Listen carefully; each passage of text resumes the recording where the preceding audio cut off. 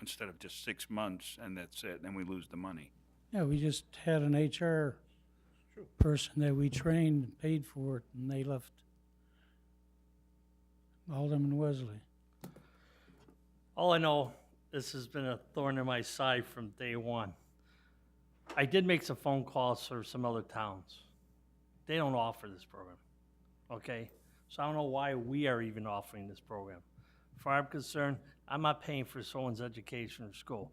I made a statement up here several years ago, if it means that they have to hold their certificates, hold their licenses, like shooting arms and every arborist got to hold their certificate and all that, I don't see no benefit for paying someone's tuition.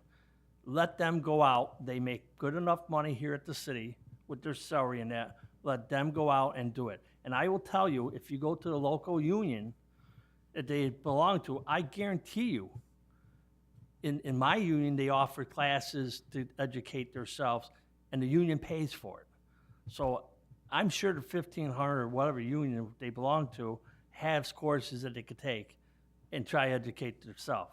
My opinion is continuing education, tuition should not be in this contract, in this budget at all. Simple reason is they don't have to hold their licenses.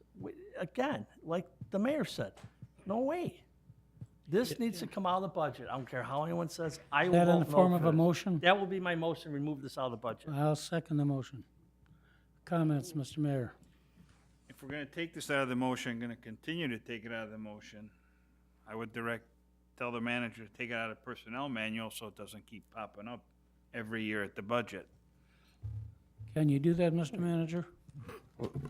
When we talked about this in the past, it was, we were in a budget crunch, and that one year we did take it out, we took it out. Now, if the council wants to just take it out permanently, and we don't want to have this conversation every year and debate the ins and outs of tuition reimbursement programs, just a simple motion to, take this out permanently. We're redoing the personnel manual right now. We can strike it out, and we'll be done with it. I'll I make think that so. motion. I to take agree it with to Alderman Wesley that is one thing if they need to have certification to put down fertilizer or something like that, but not just to take a course and then probably leave us. Well- If they want to take a course, they can do it on their own. They make enough money. I'll amend my motion that he also draws up the personnel policy or whatever and take it out when they rewrite the personnel policy, that it gets removed totally out of the personnel policy too. I make the And it's- motion. I'll second the motion. Do we need a roll call or do we just call everybody in favor? Yes. Yes. Anybody against? Opposed? One opposed. That has nothing to do with being a lady. Okay, so that's out of the budget and out of the books. Anything else on this? Alderman Lazara? Real quick. The insurance premium, what is that insurance for? Because I see healthcare, 1,720,000. What's that? But what's that, what are we paying for on the insurance premium? Mr. Wilson? Sure, thank you, Mr. Chairman. That's the property casualty insurance. It also covers workers' comp. Look, get a little louder, sorry. Sure, workers' comp and property casualty. It's currently through IRMA, but as you may recall, a couple weeks ago, you directed staff to leave IRMA. So later this summer, we're going to be going out through a broker to obtain quotes to get different coverage. But that's the property casualty and workers' comp line item there. Okay, Is that the same as claim settlement? is what?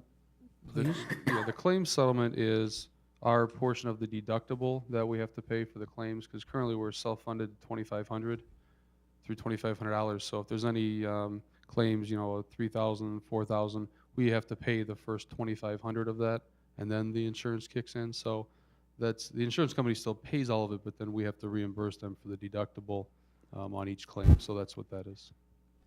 Alderman Winger and then Alderman Lazara. So when I look at that healthcare line item, we're budgeting 1,720,000. I mean, that's an important figure just to point out. That's a big number that goes towards healthcare.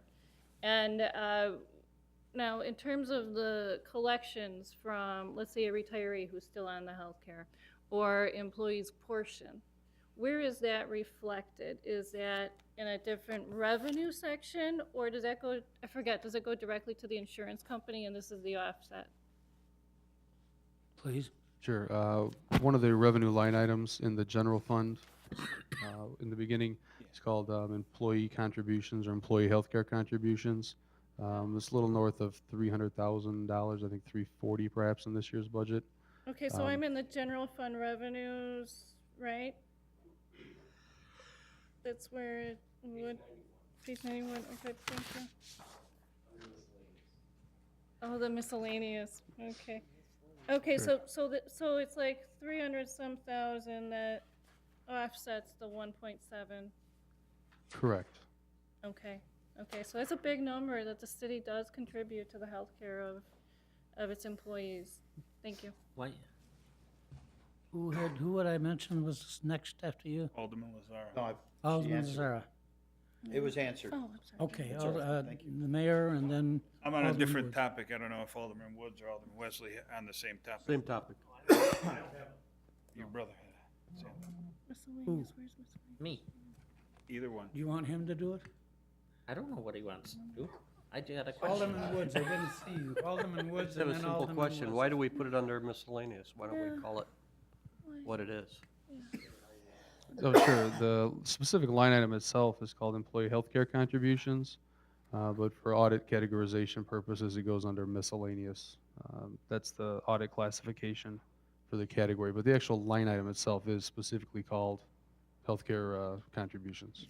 I can't find miscellaneous. 300. And Alderman Wesley? Right there, yes.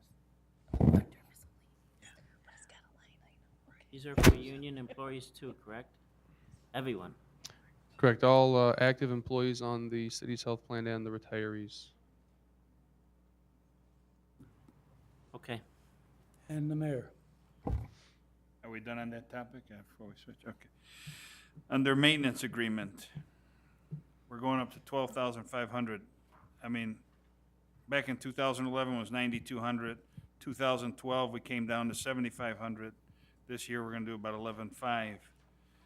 How often do we check these maintenance agreements that, I mean, I know we don't do it every year, but do we do a 2-year contract, 3-year contract? Because from 7,500 to 12,500, I mean, that's a 50% increase almost. Sure. I mean, I believe the standard, depending on the nature of the contract, is 1 to 3 years.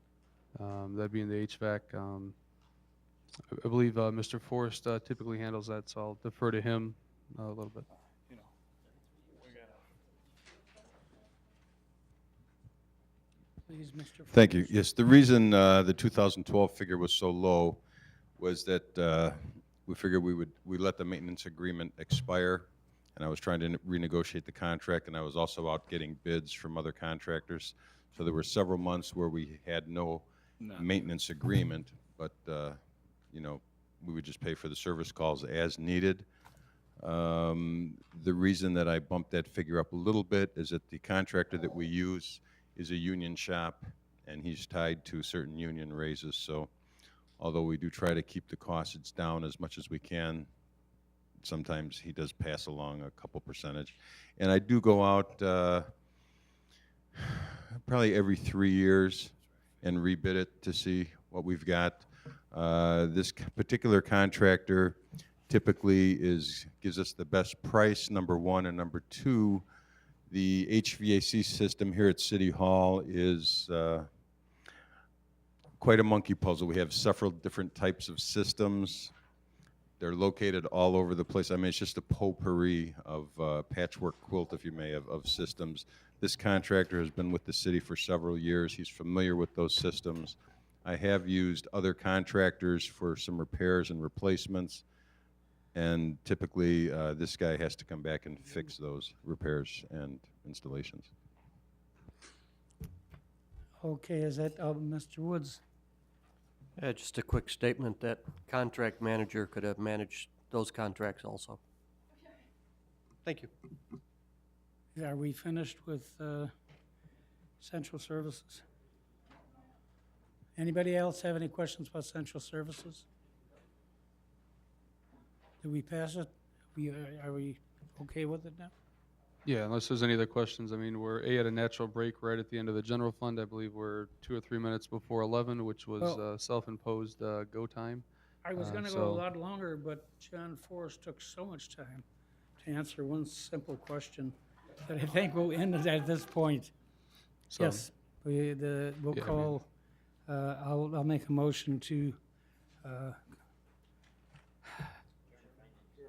adjourn the finance committee on the budget tonight and pick it up in 2 weeks.